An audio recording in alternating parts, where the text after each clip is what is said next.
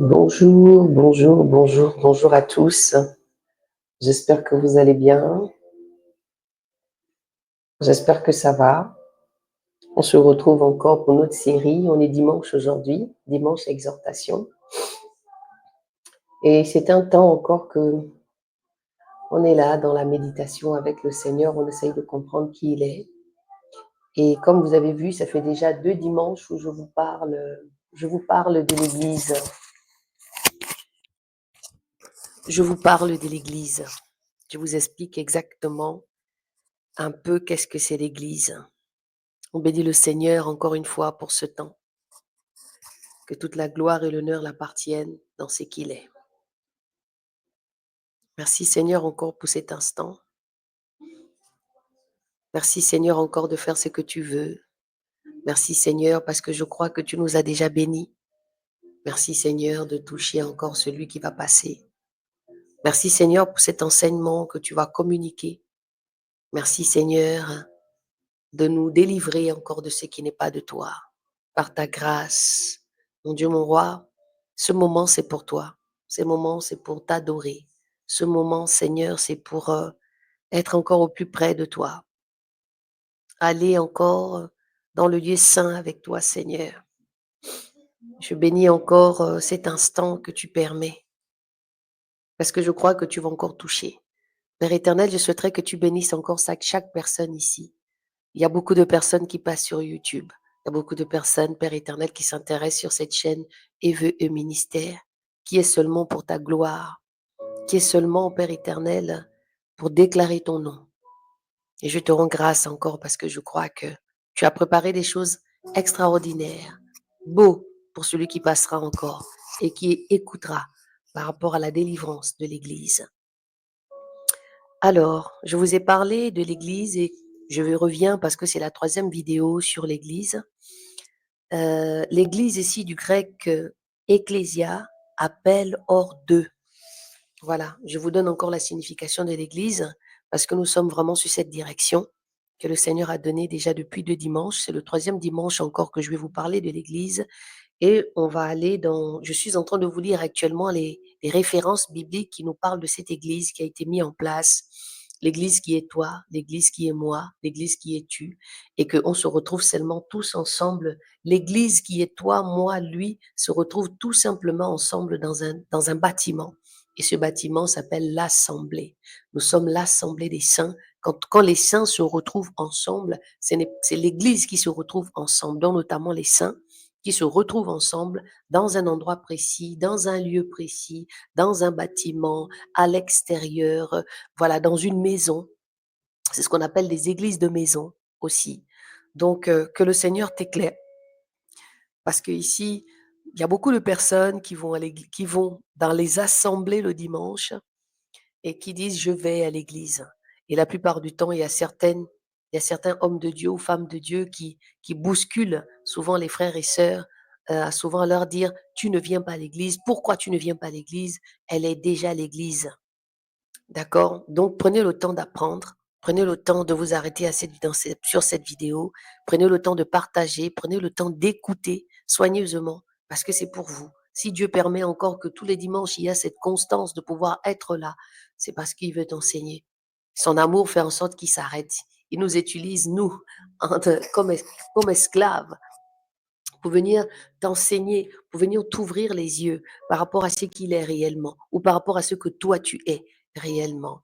Donc, l'assemblée, c'est un endroit où on doit se retrouver, où les saints se retrouvent. Parce que la Bible dit que là où un ou deux sont assemblés en son nom, il est au milieu de nous. Donc, soyons au milieu. Comprenez que cet ensemble-là, c'est pour se retrouver ensemble avec le Seigneur et il vient au milieu et il guérit et il parle et il délivre, il guérit, il communique son amour, il fait des choses extraordinaires parce qu'il est au milieu de son Église, lui étant le corps, la tête même de cette Église. Soyez bénis. Église du grec ecclésia, appel hors de peuple mis à part, dont Christ, est le chef de l'Église et la sainte habitation de Dieu en esprit, le corps de Christ, l'épouse de l'agneau, On distingue l'Église universelle qui regroupe tous les saints du monde entier de l'Église locale qui est composée de tous les chrétiens d'une ville. Alléluia. J'ai commencé par Acte 2 au 47 que nous avons lu, le premier il y a déjà 2 semaines. Nous avons un Timothée que j'ai lu déjà la dernière fois. Et là, maintenant, je vais lire 1 Corinthiens. D'accord? Je vais lire 1 Corinthiens 1 au verset 2. Mais je vais plutôt vous lire, je vais plutôt vous lire, je vais plutôt vous lire, je vais plutôt lire les chapitres. Vous avez bien compris que moi, j'aime beaucoup les chapitres parce que les chapitres nous permettent aussi de rentrer dans des contextes. D'accord? Donc, on va lire comme ça. Je ne lirai peut-être pas tout, mais je lirai à chaque fois pour que vous compreniez l'Église. Merci Seigneur encore d'être présent au milieu de cet instant. Que toute la gloire et l'honneur t'appartiennent, mon Dieu, mon roi. Le premier épître de Corinthiens. On va lire vraiment parce que vous savez très bien que Paul est celui qui nous a amenés à comprendre certaines choses. D'accord? Paul dit beaucoup de choses. Mais nous allons partir dans cette, nous allons lire un petit peu ce que Paul nous dit. D'accord? Par rapport à ça, encore une fois. 1 Timothée, c'était Paul. 1 Corinthiens encore, c'était Paul. Donc, Paul nous dit encore quelque chose ici de très important. D'accord? On bénit la vie, on bénit la grâce que Paul a pu avoir pour pouvoir nous communiquer encore certaines choses. Que le Seigneur soit béni. Salutations et actions de grâce. Nous sommes dans 1 Corinthiens, on va lire tout le chapitre pour comprendre encore ce que veut nous expliquer et qu'est-ce que c'est exactement l'Église. Parce que le but de cette exhortation sur l'Église, c'est que vous délivrez, d'accord? Que vous comprenez que vous êtes d'abord le temple du Saint-Esprit et que quand on est réellement converti, c'est d'abord toi qui te convertis. Tu reçois le Saint-Esprit, tu acceptes le Seigneur Jésus en tant que sauveur et Seigneur et sauveur. Et à partir de là, il y a beaucoup de choses qui se passent. La repentance, la nouvelle naissance, le baptême à l'immersion, donc la mort avec Jésus, l'ensevelissement avec Jésus et la résurrection. Parce que c'est un constat que j'ai fait. Beaucoup de personnes ne sont pas converties. Beaucoup de frères et sœurs aujourd'hui, de tata, de mamie, ne se convertissent pas réellement. Vous ne comprenez pas la base de la marche que nous faisons avec le Seigneur. Si on veut être vainqueur de ce que Dieu attend de nous ou veut de nous, on doit vraiment se convertir. On doit vraiment donner notre vie à Jésus correctement et avoir la crainte de son nom. Jésus est la tête de l'Église. Il est la tête de l'Église. Nous sommes le corps du Christ. Alléluia. Salutations et actions de grâce. Paul, appelé à être apôtre de Jésus-Christ par la volonté de Dieu, et le frère Sosthène à l'Église de Dieu qui est à Corinthe, à ceux qui ont été sanctifiés en Jésus-Christ, appelés à être saints, et à tous ceux qui invoquent en quelque lieu que ce soit le nom du Seigneur, le nom de notre Seigneur Jésus-Christ, leur Seigneur et le nôtre. Alléluia. Est-ce que vous comprenez un tout petit peu? Je vais reprendre. Salutations et actions de grâce. Paul appelé à être apôtre de Jésus-Christ par la volonté de Dieu et le frère Sosthène à l'église de Dieu qui est à Corinthe. Quand il parle ici de l'église de Dieu qui est en Corinthe, il ne parle pas ici d'un bâtiment. Il parle des hommes. Il parle des hommes qui ont accepté Jésus, des gens qu'il a enseignés. Parce que c'est lui qui est en train de poser ça. C'est lui qui avait instauré, par la grâce de Dieu, qui positionnait justement ces églises, qui faisait naître des hommes par rapport à Christ.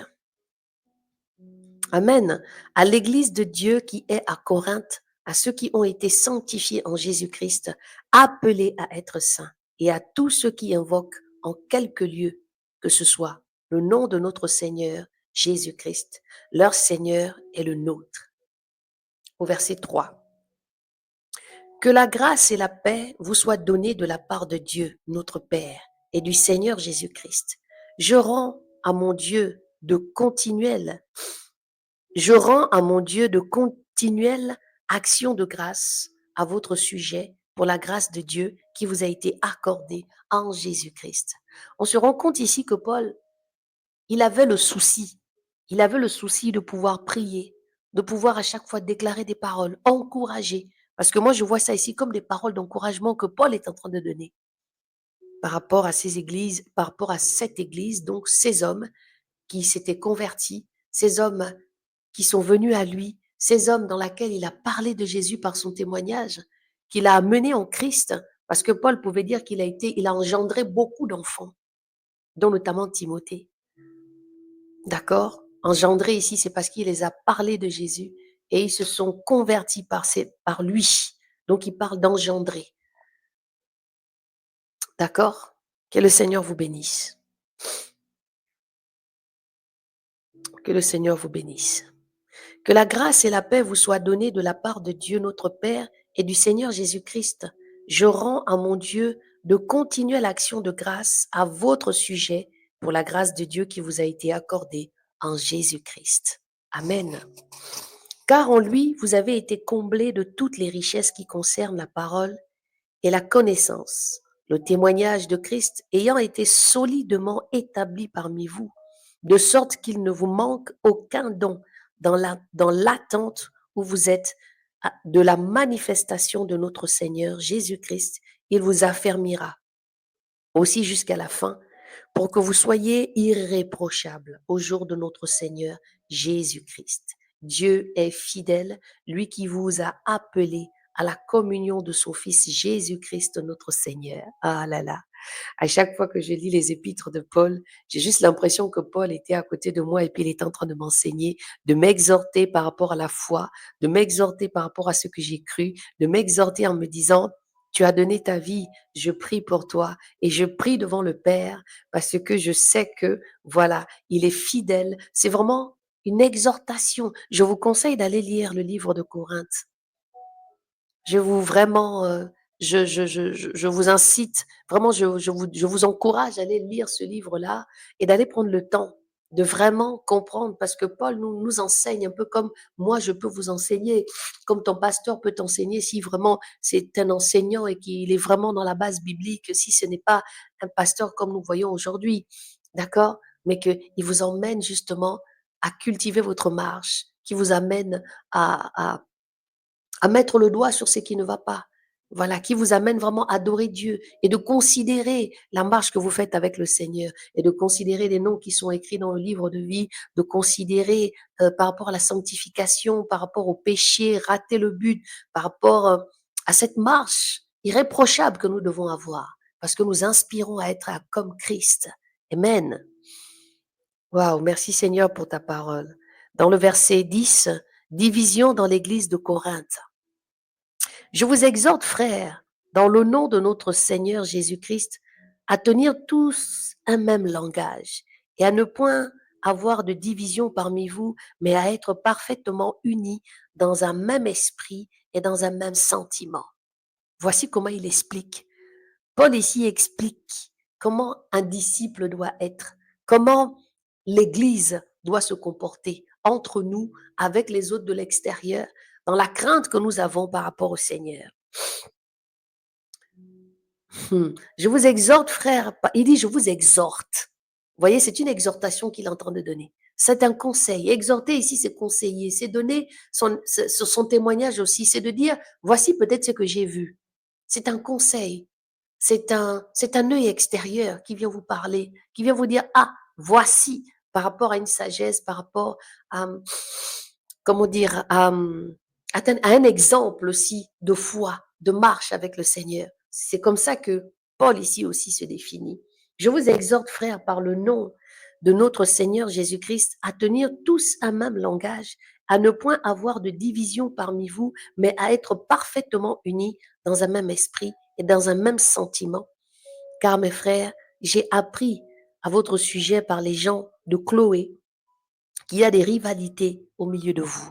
Vous voyez que ce qui se passe aujourd'hui a déjà été. Paul déjà parle de rivalité à cette époque-là, parce que l'Église avait déjà ce comportement de rivalité, parce que l'Église avait déjà ce genre de comportement qui pouvait les éloigner de Jésus par rapport à des dons, comme j'aime souvent dire. Des fois, Dieu peut donner un don à l'autre et ainsi de suite, et puis les gens se jalousent parce que tel a fait ceci, tel a fait cela. Mais qu'est-ce que nous dit le Seigneur? Qu'est-ce que nous dit le Seigneur vis-à-vis de ça? Qu'est-ce que nous dit le Seigneur? Je veux dire que chacun de vous parle ainsi. Moi, je suis de Paul et moi d'Apollos. Alléluia. Et moi de Céphas.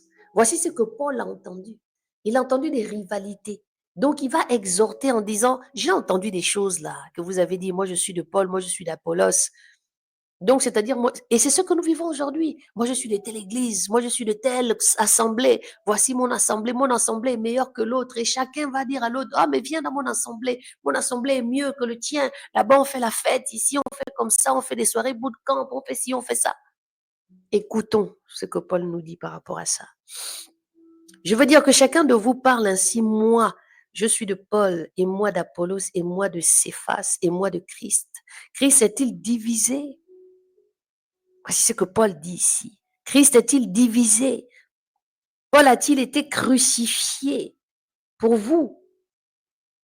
Christ est-il divisé? Paul a-t-il été crucifié pour vous? Ou est-ce au nom de Paul que vous avez été baptisés? Écoutez bien le message que Paul est en train d'expliquer ici. Il est en train de parler à l'Église. L'Église qui est toi, l'Église qui est moi, l'Église qui est lui. Il fait comprendre à l'Église, donc les hommes, je vais définir ça de cette manière, qu'arrêtez de faire des différences. Moi, je suis de tel, moi, je suis de tel, moi, je suis de tel. Est-ce que l'Église de Jésus est-il divisée? C'est ce que Paul est en train d'exhorter. Et il fait rapport à lui-même aussi. Est-ce que Paul lui-même a été crucifié sur la croix? C'est comme moi, j'ai souvent coutume de dire, moi, je n'ai pas été crucifié. Je ne suis pas morte à la croix. Est-ce que c'était par lui qu'ils ont été baptisés? Est-ce que c'était par Paul? Je rends grâce à Dieu de ce que je n'ai baptisé aucun de vous, excepté Crispus et Gaius, afin que personne, alléluia, je vais revenir. Paul a-t-il été crucifié pour vous? Ou est-ce au nom de Paul que vous avez été baptisés? Je rends grâce à Dieu de ce que je n'ai baptisé aucun de vous, excepté Crispus et Gaius, afin que personne, alléluia. Merci Seigneur pour ta parole. Afin que personne ne dise que vous avez été baptisés en mon nom. En fait, Paul ici, il est vraiment en train de donner une réflexion en disant qu'heureusement que c'est pas lui qui a baptisé, parce que vu le comportement qu'ils avaient, ils auraient pris Paul comme un dieu. Donc du coup, il rend grâce à Dieu par rapport à ça, par rapport à la sagesse que Dieu lui a donnée, de ne pas les avoir baptisés. Toutes ces personnes qui disaient, il est du sang de Paul, ils sont de Paulos, mais il a baptisé que 2 personnes. Ne disent que vous avez été baptisés en mon nom. J'ai encore baptisé la famille de Stéphanas. Du reste que je sache, je n'ai baptisé personne d'autre. Paul ici, ça peut être moi qui vous exhorte, qui vous enseigne. Paul ici, ça peut être ton pasteur, ta maman dans la foi. Plutôt pas, t'as pas ta maman dans la foi, mais ta maman, enfin je veux dire, une conductrice, quelqu'un qui te guide dans la marche que tu fais. C'est pourquoi j'ai dit ta maman dans la foi. D'accord? Le sage, la sagesse du monde, la sagesse de Dieu. Ce n'est pas pour baptiser que Christ m'a envoyé, c'est pour annoncer l'évangile. Et cela dans la sagesse du langage, afin que la croix de Christ ne soit pas rendue vaine. Oh là là, Seigneur. 18, verset 18. Car la prédication de la croix est une folie pour ceux qui périssent. Mais pour nous qui sommes sauvés, elle est une puissance de Dieu. Alléluia. Ah là là. Ouf, je reprends au verset 17, à partir du verset 17. Ce n'est pas pour baptiser que Christ m'a envoyé. Il dit, ce n'est pas pour baptiser les gens. Ça peut être une métaphore. Ça peut être une métaphore parce que quand on est avec quelqu'un, quand la personne reçoit la parole de Dieu dans un enseignement, il va chercher à savoir s'il sent que dans son cœur, le Seigneur lui met ça dans son cœur de pouvoir se baptiser ou bien des fois revoir un baptême qui a peut-être été mal fait selon certaines, parce que moi j'ai baptisé des personnes qui n'ont pas été enseignées dans la parole de Dieu, qui n'ont pas compris la crainte et qui ont peut-être été baptisées autrement, qui n'ont pas senti ce besoin à l'intérieur, qui n'ont pas vraiment compris le sens de leur baptême, qui ont renouvelé leur baptême tout simplement parce qu'ils ont compris à ce moment-là qu'est-ce qui était le plus important et comment justement ce baptême a agi selon eux. Donc voilà, ce n'est pas pour baptiser que Christ m'a envoyé, c'est pour annoncer l'évangile et cela sans la sagesse du langage afin que la croix de Christ ne soit pas rendue vaine. Et cela sans la sagesse du langage, afin que la croix de Christ ne soit pas rendue vaine. Car la prédication de la croix est une folie pour ceux qui périssent. Mais pour nous, nous qui sommes sauvés, elle est une puissance de Dieu. Alléluia. Aussi est-il écrit, je détruirai la sagesse des sages et je rendrai nulle l'intelligence des intelligents. Où est le sage? Où est le scribe? Où est le raisonneur de ce siècle? Dieu n'a-t-il pas convaincu la folie, la sagesse du monde? Je reviens sur le verset 20. Où est le sage? Où est le scribe? Où est le raisonneur de ce siècle? Dieu n'a-t-il pas convaincu de folie la sagesse du monde? Car puisque le monde, avec sa sagesse, n'a point connu Dieu, Paul fait comprendre que le monde n'a pas connu Dieu et sa sagesse. Il y a tellement de choses à comprendre dans le livre de 1 Corinthiens. Je vous conseille vraiment d'aller vous asseoir, de faire une prière, de dire au Seigneur, Papa, j'ai écouté cette lecture dans le ministère EVE. Il y a des choses que je n'ai peut-être pas compris parce que peut-être Tata Armel n'est pas rentrée trop dans les profondeurs. Je voudrais vraiment que tu m'éclaires. Je veux comprendre cette parole. Je vais la saisir. Aide-moi et que toute la gloire et l'honneur appartiennent au Seigneur. Et tu verras comment le Seigneur, par son intérêt, parce que c'est son intérêt que tu apprennes.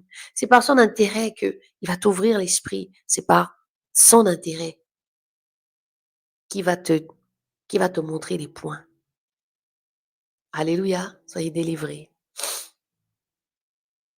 Amen. Car puisque le monde, avec sa sagesse, n'a point connu Dieu, il a plu à Dieu, dans sa sagesse, de sauver les croyants par la folie de la prédication. Alléluia. Merci Seigneur. Ça, c'est même une révélation pour moi. Car puisque le monde, avec sa sagesse, n'a point connu Dieu, il a plu à Dieu, dans sa sagesse, de sauver les croyants par la folie de la prédication. Donc, nous devons prêcher. C'est pourquoi la parole dit encore quelque part, faites des nations des disciples. C'est parce que, vu que le monde, vu qu'il est où est le scribe, où est le raisonneur de ce siècle? Dieu n'a-t-il pas convaincu de folie la sagesse du monde? Donc la sagesse du monde est une folie. Car puisque le monde avec sa sagesse n'a point connu Dieu, il a plu à Dieu dans sa sagesse de sauver les croyants par la folie de la prédication. Donc pour sauver les croyants, là, on doit prêcher. On doit prêcher. On doit prêcher. On doit prêcher. On doit faire des nations des disciples. On doit encourager. On doit exhorter par la puissance du Saint-Esprit. On doit témoigner de Jésus. On doit témoigner de ce qu'il est. Si tu as un témoignage, dis ton témoignage, explique comment Dieu est venu te chercher, comment il t'a sauvé, comment il a fait que tu te retrouves aujourd'hui à prêcher, à écrire un livre parce qu'il t'a donné cette direction, à mettre en place une association, à mettre en place quelque chose qui vient de lui. C'est ça qui prouve. Car puisque le monde avec sa sagesse n'a point connu Dieu, il a plu à Dieu dans sa sagesse de sauver les croyants par la folie de la prédication. Au verset 22, les Juifs demandent des miracles et les Grecs cherchent la sagesse. Nous nous prêchons Christ crucifié, scandale pour les Juifs et folie pour les païens, mais puissance de Dieu et sagesse de Dieu pour ceux qui sont appelés, tant juifs que grecs, car la folie de Dieu est plus sage que les hommes, et la faiblesse de Dieu est plus forte que les hommes. Considérez, frères, que parmi vous qui avez été appelés, il n'y a ni beaucoup de sages selon la chair, ni beaucoup de puissants, ni beaucoup de nobles, mais Dieu a choisi les choses folles du monde pour confondre les sages. Dieu a choisi les choses faibles du monde pour confondre les fortes.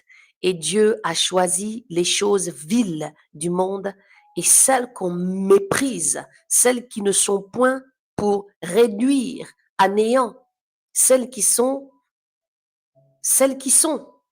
afin que personne ne se glorifie devant Dieu.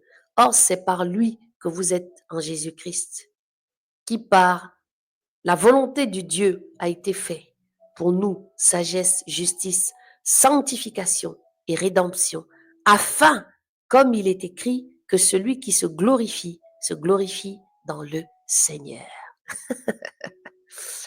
Waouh! On bénit le Seigneur pour cette parole. On bénit le Seigneur encore pour... Waouh! Il y a beaucoup de choses et moi-même, j'ai été encore vraiment surprise de ce qui est dit là. La révélation de Dieu dans sa parole. C'est pourquoi je dis souvent qu'on peut lire la Bible 3, 4 fois, 5 fois. On peut lire un verset, un chapitre, une fois, 2 fois, 3 fois. Et on n'aura jamais la même compréhension, même si on aura la même base de l'histoire. Mais il y aura toujours des petites pépites comme ça qui seront cachées. Parce que Dieu est omniscient. Il n'a pas de fin. Il est toujours dans la continuité de la révélation de son nom. Ceci dit, je voudrais ici que vous compreniez seulement ce qui a été dit par rapport à l'Église. Paul ici parle de l'Église, il parle ici de toi, il parle ici des personnes qu'il a exhortées, il parle ici des hommes qu'il a parlé de lui. Il fait comprendre ici que pourquoi vous vous êtes divisés, pourquoi vous vous divisez. Et nous voyons cette division aujourd'hui. On voit comment l'Église est divisée. Moi, je suis avec Tata Armel. Moi, je ne suis pas avec. Moi, je suis avec tel. Moi, je ne suis pas avec tel. Aujourd'hui, nous voyons que on n'est plus unis dans cette marche-là. C'est-à-dire, une femme va prêcher, une femme va parler de Jésus, une autre femme viendra l'insulter, une autre femme viendra la lapider en lui disant pourquoi ci, pourquoi ça, pourquoi ça. Je pense que nous tous ici, ce n'est pas le débat, mais nous devons prendre le temps d'être dans la prière, même si nous voyons quelque chose qui n'est pas bien. On doit demander au Seigneur, Seigneur, pourquoi cette chose se passe? Avant de venir m'asseoir là, j'étais en train de poser la question au Seigneur. Je lui disais, mais Seigneur, pourquoi tu as créé cette chose-là? Pourquoi j'ai l'impression que personne ne dit la vérité? Je me suis inclus aussi à l'intérieur. Je me suis dit, Seigneur, il y a des gens qui ne croient pas en ce que je dis. Ils vont, quand je vais commencer à parler, ils vont dire, off. Après, je ne parle pas ici des gens qui ne connaissent pas Jésus, qui ne sont pas convertis. Et que même les personnes qui sont converties, vous allez écouter une parole de cette personne. Vous allez écouter vraiment la vérité. Vous allez comprendre que, il est dans une base biblique. Et que finalement, il y aura quelque chose, une faille, quelque chose qui va le sortir comme ça du chemin. J'ai dit, mais Seigneur, aujourd'hui, tout le monde se tape dessus. Moi, il y a des choses que je vois, je me dis, mais ce n'est pas normal, pourquoi il y a ça? Et il se peut que quelqu'un d'autre va dire, ah, mais non, mais c'est normal que ça se passe comme ça. Donc, la conclusion que j'ai faite ce matin, c'était de dire à Dieu, Yahweh, je pense que je comprends maintenant pourquoi ce verset dit, l'Église soupire au retour de Christ. Donc aujourd'hui, je soupire. Je soupire vraiment. Parce que c'est à ce moment-là qu'on saura qui est qui. On saura qui marche avec Dieu ou pas. On saura celui qui marche réellement avec Jésus-Christ. Il n'y aura plus personne pour dire, toi, ce que tu fais là, ce n'est pas de Dieu. Parce que lui-même viendra trancher. En même temps, ça fait peur. Parce que tu te dis, si je ne suis pas dans le bon, comment je fais? Mais c'est l'Esprit de Dieu qui te convainc de la justice, du jugement. Donc, encore une fois, pour terminer cette lecture et cette exhortation, j'ai envie de vous dire, cherchez d'abord à savoir exactement si vous êtes converti.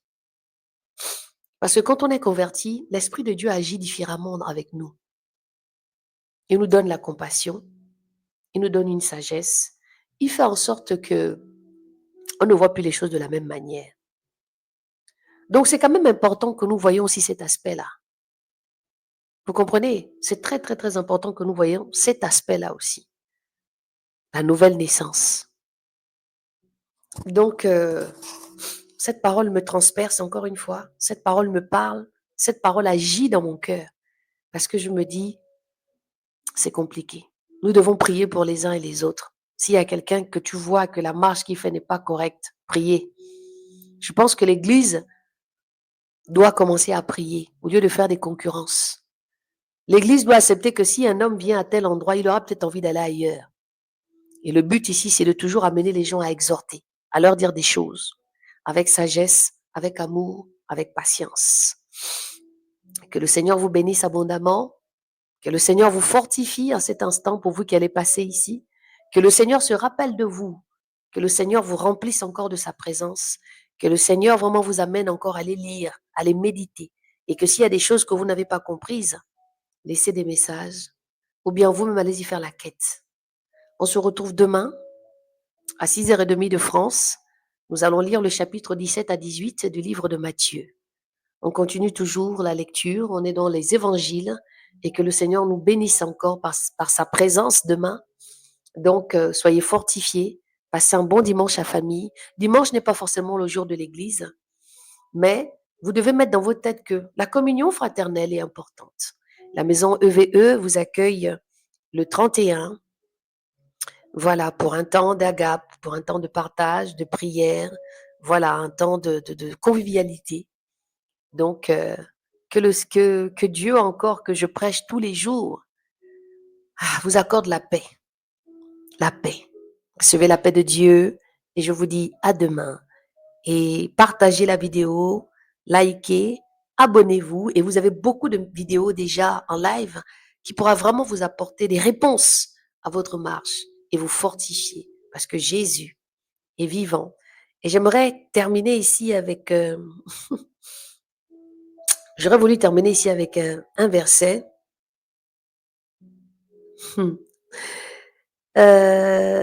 Car puisque le monde avec sa sagesse n'a point connu Dieu, il a plu à Dieu dans sa sagesse de sauver les croyants par la folie de la prédication. Les Juifs demandent des miracles, les Grecs cherchent la sagesse.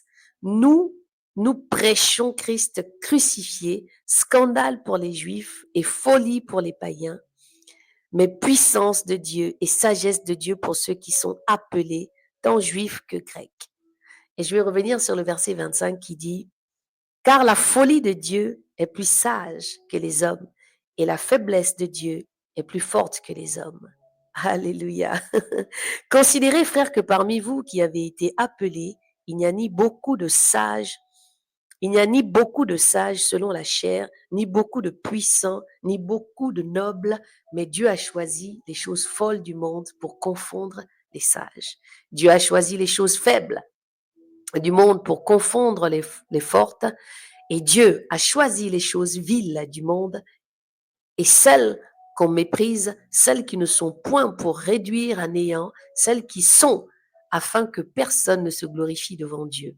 Or, c'est par lui que vous êtes en Jésus-Christ, qui par la volonté de Dieu a été fait pour nous sagesse, justice, sanctification et rédemption, afin, comme il est écrit, que celui qui se glorifie dans le Seigneur. Soyez bénis. Je vous dis à demain et n'oubliez pas de laisser vos commentaires. Et je vous garde dans mes prières. Dieu vous bénisse.